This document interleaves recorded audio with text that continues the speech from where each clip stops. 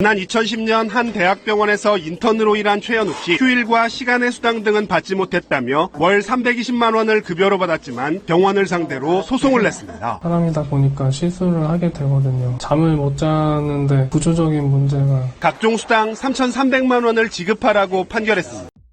나는 솔로 25기 광수의 과거를 아는 듯한 네티즌이 폭로글을 올렸다. 제가 개인적으로 알고 있던 사건입니다만 사실과 전혀 다르고요. 저분은 그냥 개인적으로 소송 걸어서 돈 받아낸 것이 전부였고 전체 전공의 사회에 영향 준 건 없습니다. 실제 대법원까지 간 것도 아니어서 다른 병원에서는 아예 신경도 안 썼고 다만 그 즈음에 대한전공의협의회에서 노력해서 주 80시간 최대 8시간 추가 가능 근무시간 제한 법률안 통과 성공시키면서 당직의 개념이 자리 잡았을 뿐입니다. 제가 알기론 아마 인턴 하다가 중간에 도망갔던 것으로 알고 있는데요. 비하인드 들은 이야기는 많지만 더 말씀은 안 드리겠습니다. 아무튼 사실과는 전혀 다르며 저분의 소송이 전공의 사회에 좋은 영향을 준 것은 전혀 없습니다. 앞서 첫화 방송 후 블라인드에 광수가 의사들 사이에서 유명하다는 글이 올라왔었다.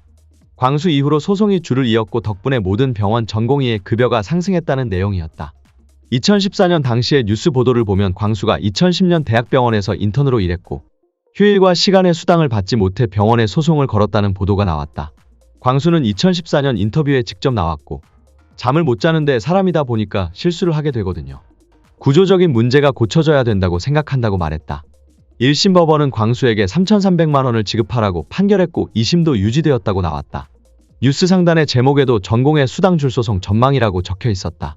그런데 네티즌이 광수가 인턴 하다가 도망을 갔다는 주장이 나오며 광수의 소송이 전공의 사회에 좋은 영향을 준 게 없다고 해서 의문이다.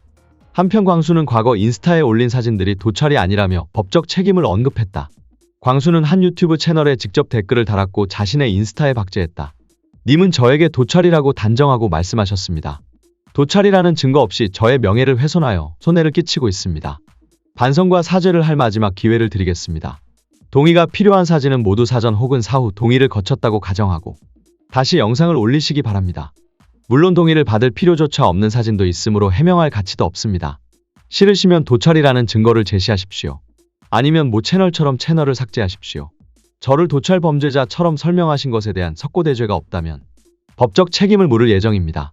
그러자 유튜버는 도찰은 팩트라며 허위사실 명예훼손도 아니라고 주장했다. 유튜버는 광수가 그 정도로 공격할 거면 의사 가운 벗을 각오는 하라고 했다. 논란이 된 사진은 장소를 바꾸며 찍은 사진 속에 똑같은 여자를 계속 찍은 것이었다. 광수는 배경을 중심으로 찍었지만 사진 속에는 똑같은 여자가 찍혔다. 여자의 뒷모습과 다리가 보이게 찍은 사진도 있었다. 어떤 여자의 얼굴이 나온 사진에는 실물이 이쁘지 않다는 댓글을 달았다. 또한 상점 밖에서 구경하고 가는 청소부를 찍고 안에 들어가서 쇼핑을 한다던가 문콕 방지를 잔뜩 붙인 아반떼를 올리며 누군가에겐 소중한 차인가 보다 라는 등 광수의 몇몇 피드가 사진 속 인물과 주제를 비꼬았다는 의심도 받았다. 광수의 인스타에 올라온 피드는 1000개가 넘으며 네티즌들에 의해서 계속 새로운 것이 발굴되며 도찰을 했다는 논란이 끊이질 않고 있다. 광수는 사진은 사전 사후 동의를 모두 받았다며 도찰이 아니라고 주장했다. 도찰이라고 의심되면 당사자의 부동의 여부를 증명할 것이라며 법 공부를 더 하고 올 것이라는 글을 올렸다. 광수는 자신의 사진들이 도찰이라는 증거가 없는데도 도찰이라고 단정한 것은 명예훼손이라며 도찰이라는 증거를 제시하라고 했다.